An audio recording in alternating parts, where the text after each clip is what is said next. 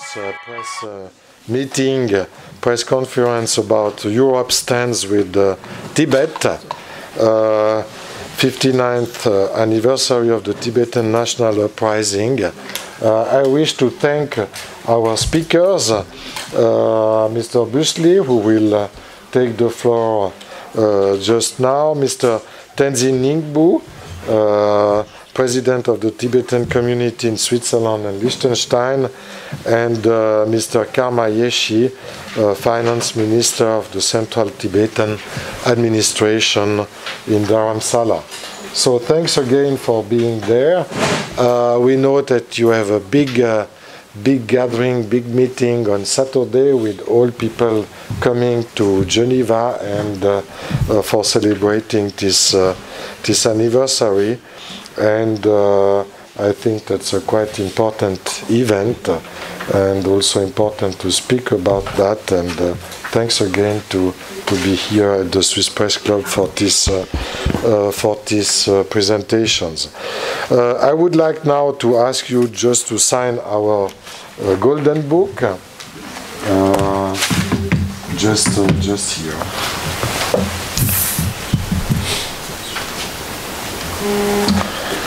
Yeah, in Tibetan only. That's good.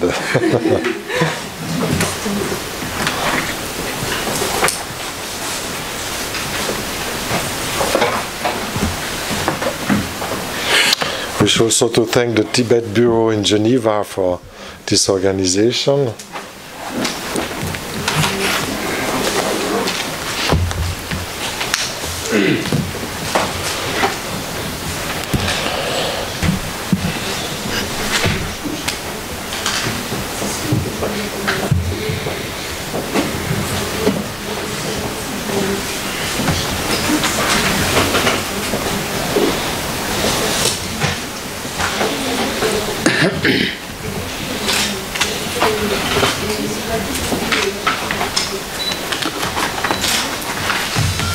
So good, thanks. And now, Mr.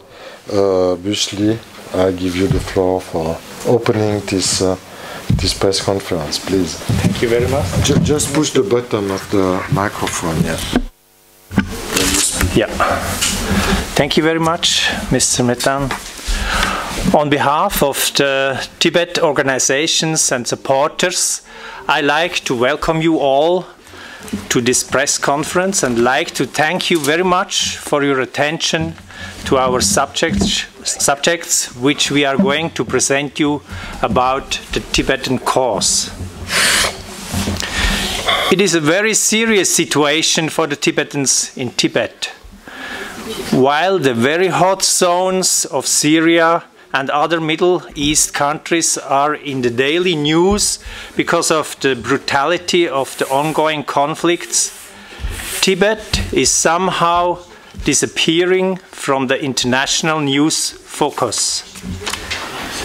Even there have been more than 150 self-immolations in the past years in Tibet, there is no outcry of protests against it in the general world news. Reporters Without Borders state that Tibet is even more difficult to entry to journalists than North Korea. So the question is arising, what the Chinese have to hide in Tibet? There was a fire in the holy Chokhang temple of Lhasa 2 weeks back, a World Heritage Site, and the Chinese authorities don't let the outside world know what was going on there.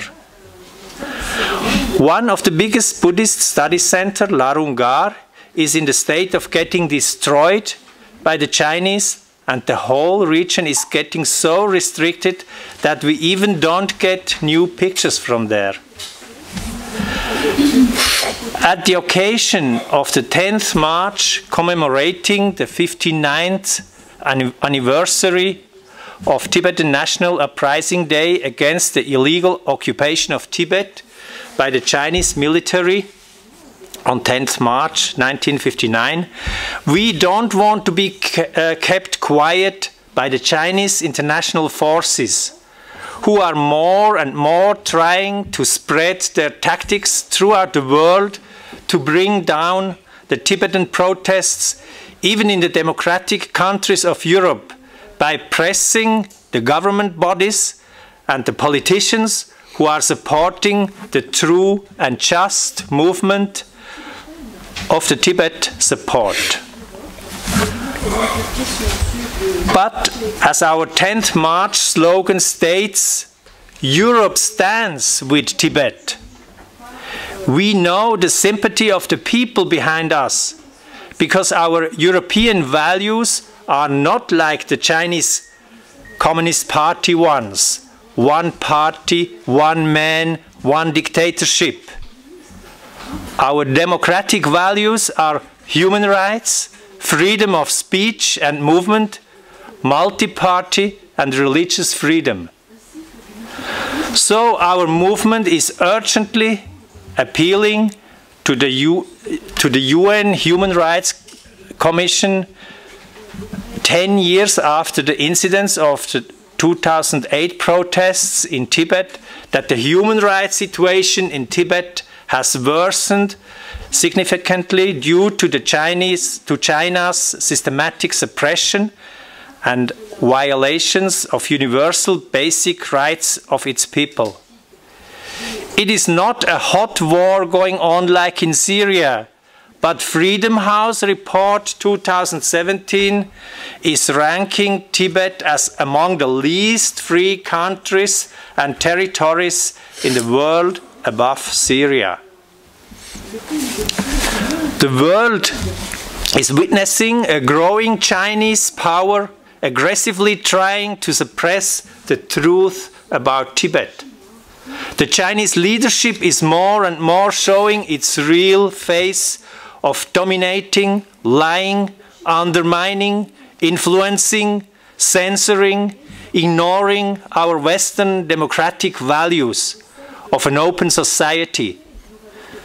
The long arms of the Chinese Communist Party leaders are reaching our daily life through their soft power weapons. So just imagine how strong and bad their repressions and tightened restrictions must be for the Tibetans in their imprisoned homeland Tibet, which is locked up to the outside world.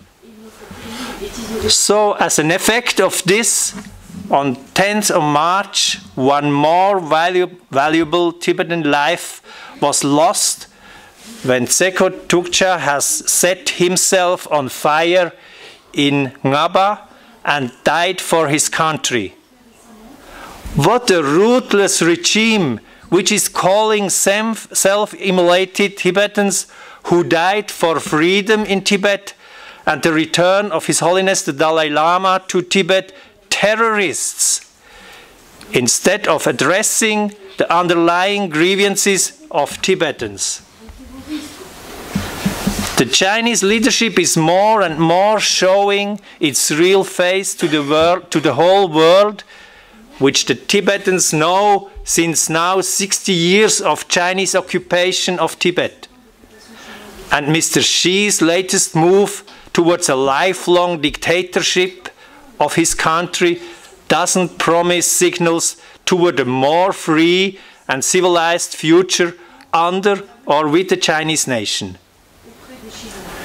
The case of Tibet is urgent and dramatic. The organizations behind Europe's stance with Tibet call upon the United Nations Human Rights Council and the democratic governments to urge China to resume dialogue with representatives of His Holiness the Dalai Lama without any precondition, to end all its repressive policies and practices in Tibet and drive Tibetans into self-immolation protests, and to allow UN human rights mandate holders and experts to visit Tibet. Thank you so much for your attention and for your support of the Tibetan cause by taking it up in your media. some sentence I like to add about a national campaign on the basic rights of Tibetans in Switzerland. A national campaign of 4 Tibetan organizations with the Society for Threatened People Switzerland and 2 members of the Swiss Parliamentarian Group for Tibet will be presented tomorrow morning in Bern. The national campaign, along with a petition calling upon the Swiss government to save fundamental rights of Tibetans in Switzerland and to receive His Holiness the Dalai Lama during his next visit here in Switzerland. The members of Parliament today will submit 2 postulates on Tibet in the Federal Parliament in Bern today. Thank you very much. Thank you for this introduction. Now I would like to give the floor to Mr. Ningbu. And okay, Mr. Yeshi in this case, and Mr. Ningbu will conclude. Yeah, please. Tashi Delek, and good morning to all. Mr. Methon, the director of the press club, Mr. Thomas, Mr. Nyingpo, and all the people present here. I, on behalf of Central Tibetan Administration, Himachal Pradesh, Dharamsala, India, and on my own behalf, pay my hearty greetings to you all. This year, 2018, marks the 59th anniversary of Tibetan National Uprising Day. And I'll give my personal account before I go into detail. Some 20 years ago, I was here in Geneva. I sat on a hunger strike for 26 days. Veronique was there, one of the Swiss person supporting us like anything. And that time, we had a demand asking the United Nations to put into practice what United Nations has passed 3 resolutions in 1959, 61, and 65. Those days, when I was on hunger strike, Mary Robinson, Nobel laureate, she was the chairperson of the Human Rights Commission. She came to see us twice. After that, she been to Tibet also to study the Tibet, but issue is still not resolved. After 20 years down the line, I'm again here, appealing to the world and the United Nations, same issue. When it comes to Tibet, Tibetan issue is not only an issue of Tibetan people, it's an issue of whole world. Our struggle is just, our struggle is totally based on non-violence, human rights issue, religious rights, cultural rights, like that. So it's extremely important for the world leaders to support the issue of Tibet. We are not seeking separation. We are not seeking independence. Within the framework of People's Republic of China, we are seeking a high degree of autonomy so that we can practice our language, culture, our human rights are respected, and a very rich culture which belongs to the world. His Holiness the Dalai Lama always talks about humanity first, interfaith, compassion, love, human rights, respect to each other. These all are culture which based in our culture. So this is extremely important at this point of time. People see, in case of me, I'm born in exile on the roadside of Himalayas in Gangtok, Sikkim, India. In case of me, my parents came from Tibet. I have a direct link with Tibet. But I'm also a father of 3 children. In case of my children, they are not only born in exile, their parents are also born in exile. So issue is not resolved, then it's a loss to the whole world. When it comes to Tibet, it is not only an issue of 6 million Tibetans. Our language, our culture, our heritage, our everything, all these things are practiced throughout the whole Himalayan belt, right from Jammu and Kashmir in Ladakh, India, to the northeastern part of India, even in Mongolia, many parts of the world, our culture is expressed. And His Holiness is not only a leader of Tibetan people, he is a human rights champion. And his age is not on our side. He's now, when he came to India in exile, he was hardly 24. Now he is 83. So you have to, the world has a big responsibility to support the issue of Tibet. And again, human rights, rule of law, everything inside Tibet is suppressed. Our people, if you go to the Tibetan school inside Tibet, so-called Tibetan school, so-called Lhasa University, you will not see many Tibetan students studying there. You will only see Tibetan students studying in the Buddhist study center. You will see only Tibetan language department, Tibetan medicine department. Otherwise, most of the children studying in the Lhasa University full with Chinese people.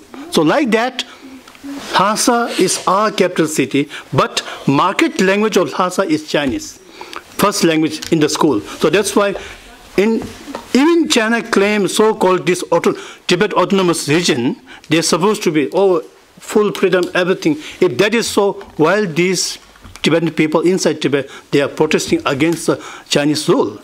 Just now, Mr. Thomas mentioned about on 7th of this March, one self-immolation took place in Ngaba, which is the 152nd self-immolation inside Tibet. Not hurting single Chinese, just hurting yourself for the larger cause of Tibet. So, if you look at the history of self-immolation, which started in 2009 till today, 152, most of them are young Tibetans, above 18, below 40. They have not heard His Holiness. They must be knowing better Chinese than Tibetan, but Tibetan-ness within them is extremely strong. That is why these self-immolation taking place without hurting Chinese and just asking for the freedom for our people. So there's a high time for the world to support the issue of Tibet. And again, in 2001, Beijing was granted the Olympic to host the 2008 Olympic. Even His Holiness also supported the Beijing's bid for Olympic, with the condition if Beijing is granted Olympic, it must have a certain impact to respect the rule of law, to bring a democracy in China, to human rights law should be respected. But unfortunately, 2008 Olympic is already gone, but the situation inside Tibet is still the same. That time in 2001, I was also in Moscow. I spent 24 hours in Zashin jail protesting against this Olympic, but situation is still the same. So that's why it's a high time. Again, if you look at the Tibetan plateau, it's roof of the world. This is your roof of the world. If there's a leakage, when rain comes, your house will get wet. So that is why it's a high time for the world to support the roof of the world. Tibet is also considered the third pole of the world, where in South Pole and North Pole, and after that we have a highest eyes in Tibet, which gives life to thousands of people in the South Asian countries. Major rivers comes from Tibet, which is a life for the people, South Asian countries, even in China also. So that is why right now what China is doing, trying to drive out all this ecologically imbalance inside Tibet, ices are getting melted. Like that, if Tibetan plateau is not protected right now, it will have a direct impact to the millions of people in the South Asian countries. So issue is not only the issue of Tibetan people, so it's a larger, bigger issue. And when I was in school, my teachers used to tell me, there is a so-called United Nations. You have to ask, you have to request that. But when we became elder, when I was on a hunger strike, United Nations still just keep their ears closed for us. That is not fair. Then where the United Nations lies. So that's why it's a high time for the United Nations to listen to the issue of Tibetan people. It must be resolved. If UN and the world community fails to support the issue of Tibet, it's a failure of democracy, it's a failure of human rights, it's a failure of justice. So that's why high time for the United Nations to support the issue of Tibet. And again, if you look at His Holiness, his first commitment is humanity. He's not talking about Tibetan, Chinese, or American, or Swiss. He's talking humanity. We all are human beings. So humanity first, interfaith. Then as a Tibetan, his commitment towards Tibet like that. So his age is not on our side. It's a high time for us to get back to Tibet as soon as possible in his lifetime, so that Tibetan culture, language, everything is protected. We are not seeking separation. We definitely respect. We don't have any sort of ill feeling towards Chinese people. It's the Chinese regime, so-called Communist Party, which has to be. So what happened in 1989 Tiananmen Square?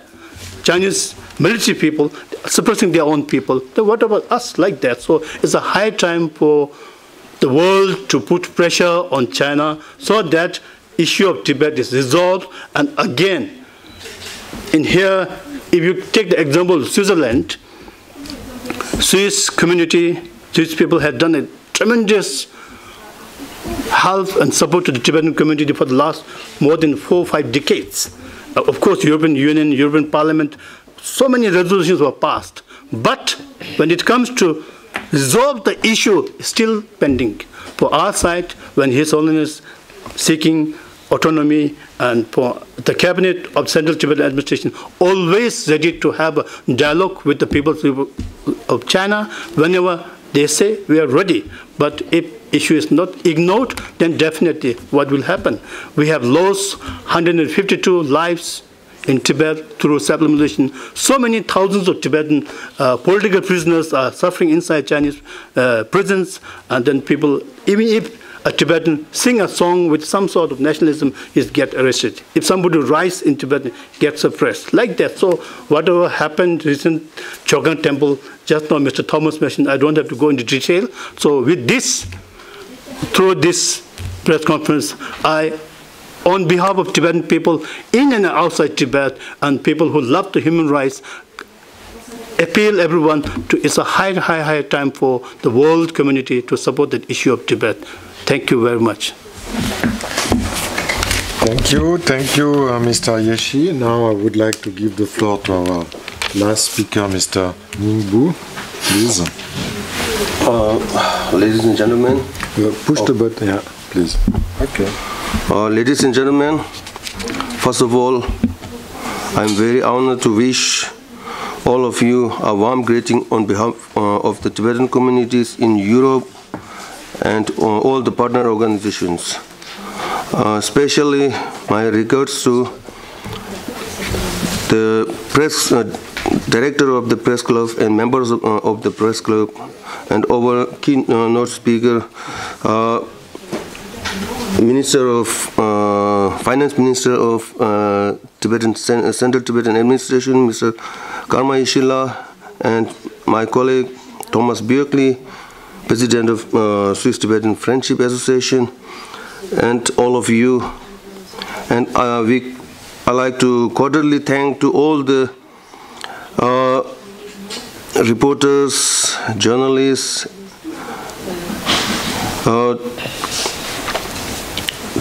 today for your interest and interest on Tibet issue and joining us today press conference.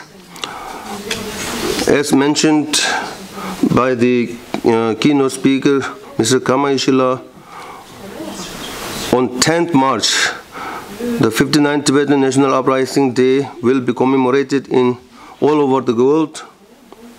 Tibetan communities in Europe, Tibet organization and supporters sent an urgent appeal to the United Nations Human Rights Council and organizing a grand rally in Geneva, commemorating the 59th anniversary of Tibetan National Uprising Day against the illegal occupation of Tibet by the Chinese military on 10th March 1959, which is also known as the darkest day in the history of Tibet. On 10th March, our rally will start from Jardin Anglais on 11 a.m. and the program ends in front of the United Nations.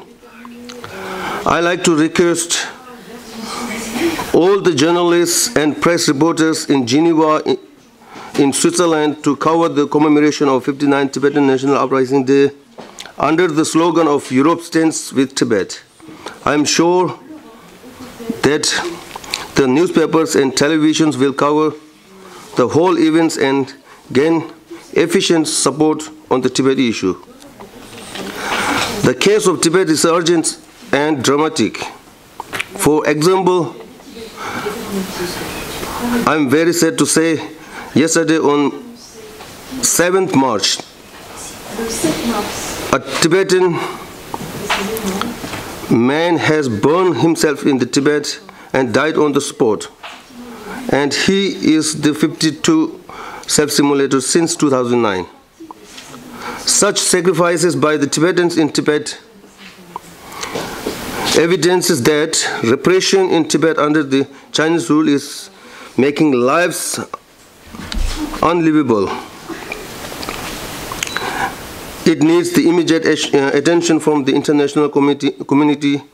Therefore, we call upon the members of United Nations Human Rights Council to urge China to resume dialogue with representative of His Holiness the Dalai Lama without any precondition, to end all its repressive policies and practices in Tibet that drive Tibetans into self-immolation protest, to urge China to allow Tibetan to use the Tibetan language in schools and facilitate Tibetan students to learn Tibetan language, to provide verifiable and genuine information on the whereabouts and well-being of Ginrincho Gyima, the incarnation of the Panchen Lama, recognized by His Holiness Dalai Lama, and his family disappeared since 1995.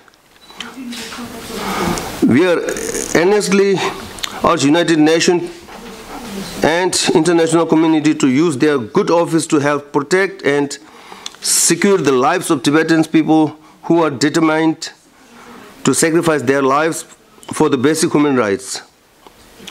United Nations consistent support and concern is the only hope for the nationality whose identity is on the verge of the extinction from this world under the Chinese communist rule. I like to thank all the press reporters and journalists and requesting all to cover the rally of 59 Tibetan National Uprising Day on 10th March 2018 in Geneva. If you like to have more, if you'd like to have more information or like to have some interviews, we have here spokesmen of Tibetan community, representative of his Swiss Tibetan Friendship Association, Swiss Tibetan Women Association, Switzerland, Tibet Youth Association in Europe, and representative of many organizations here. So please take time and make interview with them. Thank you very much for your attention, and God bless Tibet. Thank you. Thank you, Mr. Ningbu.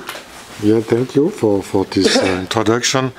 Now I would like to open the floor to questions or discussion. Maybe I have one question from myself. What do you expect from the meeting of Saturday? How many people do you expect from which countries? Maybe to have some ideas about the dimension of the event you are organizing, and what is you have told yes what you are expecting in terms of human rights and so, but concretely maybe what is the goal of this meeting, because we know you are regularly organizing such meetings. And maybe third questions, what do you expect from Switzerland, as we are in Switzerland, maybe more precisely? I don't know who will start. Yes, Mr. See, Tibetan people also are citizens of this world. Although we are stateless, we live in exile. Our people inside Tibet, they suffer like anything. And when His Holiness came to India in 1959, some 80,000 odd Tibetans came. Now we are over 150,000 throughout the world. But the main purpose for coming to exile is not to settle down here. The main purpose is to go back to Tibet. We didn't realize still today. So on 10th March, Europe stand with Tibet rally in Geneva is going to send an extremely important message to the world, plus also to the People's Republic of China. It's a high time we are reminding the world leaders, the European community, the world community to support these Tibetan people. And also sent a signal to the China. Now, China must respect rule of law. It cannot stay like this. It has to, if China really wants to become a world leader, it really wants to become a player in the world politics, then it must respect the rule of law, it must respect the human rights of Tibetan people, it must respect the human rights not only of Tibetan people, their own people also. They also suffer like us. So this, through this rally, we are sending a message of unity of Tibetan. We are also sending a message of European community's support to Tibet. We are also sending a message to the world to remind the issue of Tibet. Also, very, very big message to China. It's a high time now. You shouldn't wait for His Holiness to pass away. Then it's not good. That's one thing. Okay, like that. So this is what we expect from this rally here. Thank you. Mr. Bushley, maybe?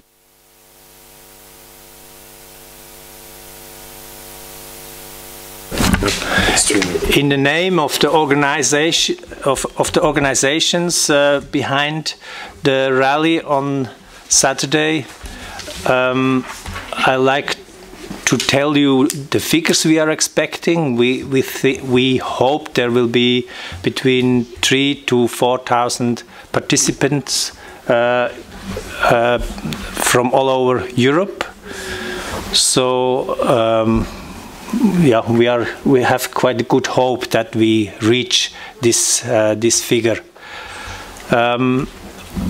Concrete, we will hand over a memorandum to the UN Human Rights Council today afternoon, which has all the demands, which contains all the demands which we have been talking about in the name of the organizations of the rally.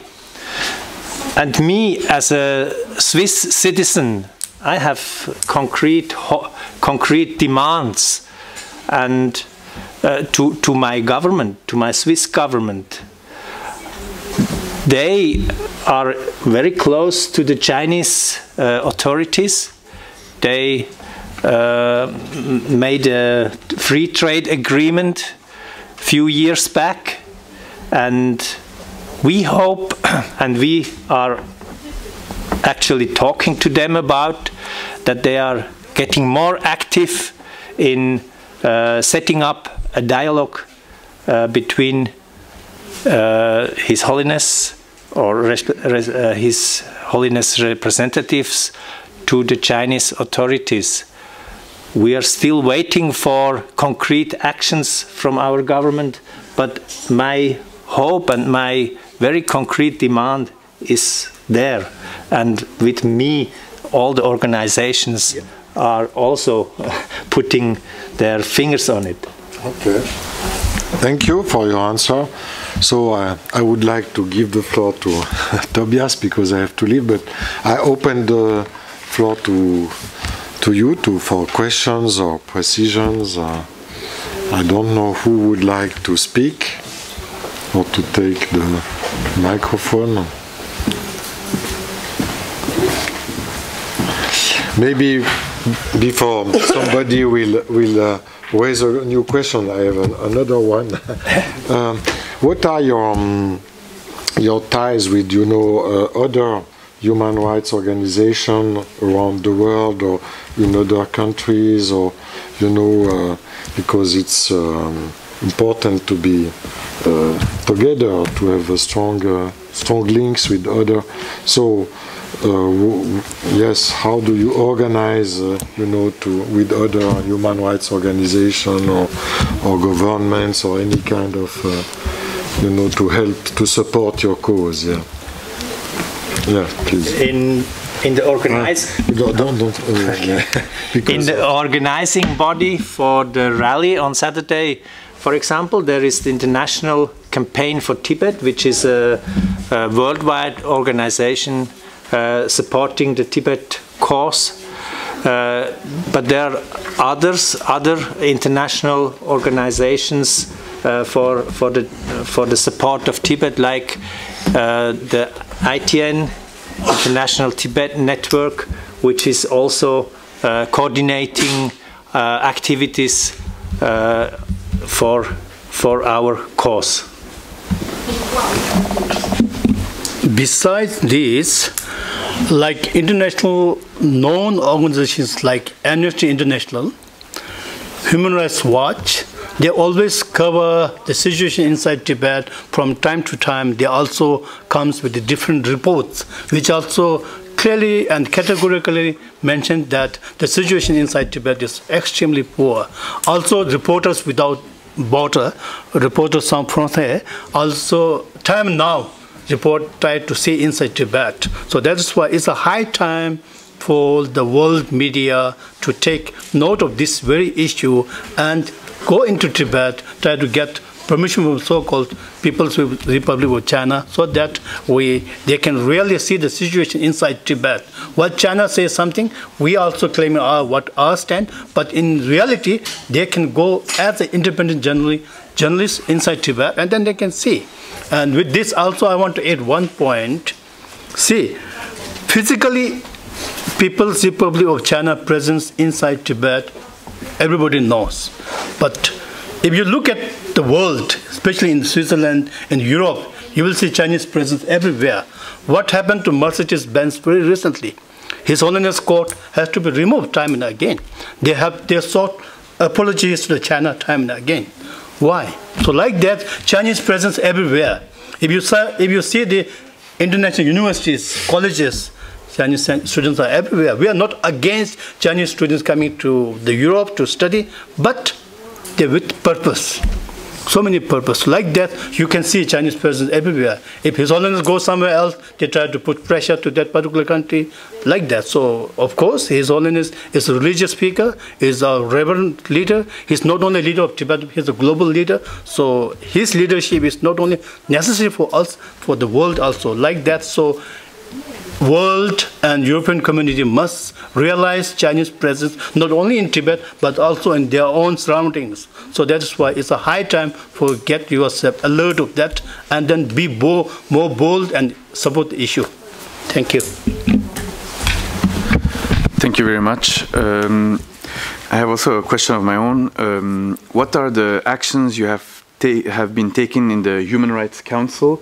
And have you been going to the UPR also, to the Universal Periodic Review, and what can be taken in these two bodies? Central Tibetan Administration based in Dharamsala, Himachal Pradesh, India, we have 7 major departments. Department of Information and International Relations mainly take role of this. Under the department, we also have a unit called United Nations Human Rights Cell is there. Through this, they also try to promote, try to inform United Nations organizations, UNESCO, Child Rights, Human Rights Commission, various other commissions, religious commission, time and again about the situation inside Tibet. And we also have a Bureau de Tibet here, and there also we have a UN officer. Through them also we try to, what I have, as I mentioned in the beginning, when I was in a hunger strike, the very purpose of sitting hunger strike, this broken chair, was to alert United Nations what happened to Tibet, like that. So that's a really, when we were young, I have done that, but now through different platforms, try to present the report at the Child Rights Commission, Human Rights Commission, Women's Rights Commission, whatever platform we get, we try to present our summary and report there and seek necessary action for United Nations. But unfortunately, China always play a veto power. Then we get stuck. When I got the opportunity to address the UN Human Rights Commission on my 8th day of hunger strike in 1999, moment I stood, Chinese delegates said, point of order, you cannot speak. Then one other country also supported, then I was stopped. Then I cried, and then I also met. In the end, I just read my 3 minutes speech. 99, like that. So it's very difficult, very delicate. So why this United Nations was formed, the purpose, it should be served. If otherwise veto power, then we are the poor country, where the people who suffer, where they will go. So like that. So it's a high time for the United Nations to awaken itself and then be a real safeguard to the human rights and democracy and child rights, cultural rights, whatever. Yeah. Thank you very much. Please just state your name. Thank you. My name is Marguerite Conta. I have just a question. I would like first of all to thank you very much for this information, because I think it's not only interesting, but it reminds you of our responsibility to this kind of cause, and thank you again. My question is related to what is on the leaflet, in particular to resume dialogue with representatives of His Holiness the Dalai Lama without any precondition. So I would like you to elaborate a bit on the situation, on the present situation of relations between China and His Holiness. Thank you. When it comes to dialogue, right now there's no any contact as such, officially. And early 80s, some fact-finding delegation from Dharamsala and Europe went to Tibet, Tibetan delegation. And then in 2002, the dialogue was resumed with our envoys of His Holiness Dalai Lama and the Chinese representative. They also met here in Switzerland also. But somehow, what we are asking for, the memorandum for the Union autonomy, in writing, categorically given to the Chinese representative by the envoys of His Holiness, but after that, they they always say, oh, this so-called memorandum also is a disguised independent like that. But again, our delegation also explained everything to the Chinese representative. But somehow, they ignored. So that's why we are not seeking independence, we are seeking genuine autonomy. We wanted to be within the framework of People's Republic of China, within the rule of, but our human rights, our language rights, our cultural rights, our freedom, everything needs to be protected. Right now, it stands still. There's no any contact as such. Officially, no contact, but from the cabinet of Central Tibet Administration, we are always ready, whenever, wherever they call, we are ready to send our delegation. But for that to happen, China needs to be put pressure by the international organization. So right now, dialogue is not happening. So it's a sad. So we are not seeking independence, so, but still it's a high time for China to listen to us and to respect. And for that to happen, world leaders must support. Otherwise, Tibetan alone is extremely difficult. Of course, our cause is genuine. Our cause is just, we have been fighting for the thing last so many years. 1.2 million Tibetans lost our life, and then of course thousands of monasteries and institutes were destroyed. Our culture, everything is totally diminished. And after down the line, 50 years down the line, even if we get with Tibet, if our culture, language, everything is mixed up, diluted, then no point. USSR broke, many countries became independent, but some of these independent countries, they don't know their language. They still speak Russian as their mother tongue, official language, like that. Right now, at least in India, we are able to protect our culture, language, everything. So it's a high time for us to get back to Tibet, have a dialogue in His Holiness' lifetime. He will not live forever. So he is the leader. So in his lifetime, we must resolve the issue. For that, we need the support of international community. We would like to wish you a happy and a peaceful rally this Saturday in Geneva. And successful. And successful, of course, with all the and positive activities you are bringing to here in Geneva. Again, I'd like to thank the Tibet Bureau in Geneva, Mr. Dorji, and you all for listening. And we can have some food at the back of the room and some drinks all together. Thank you very much.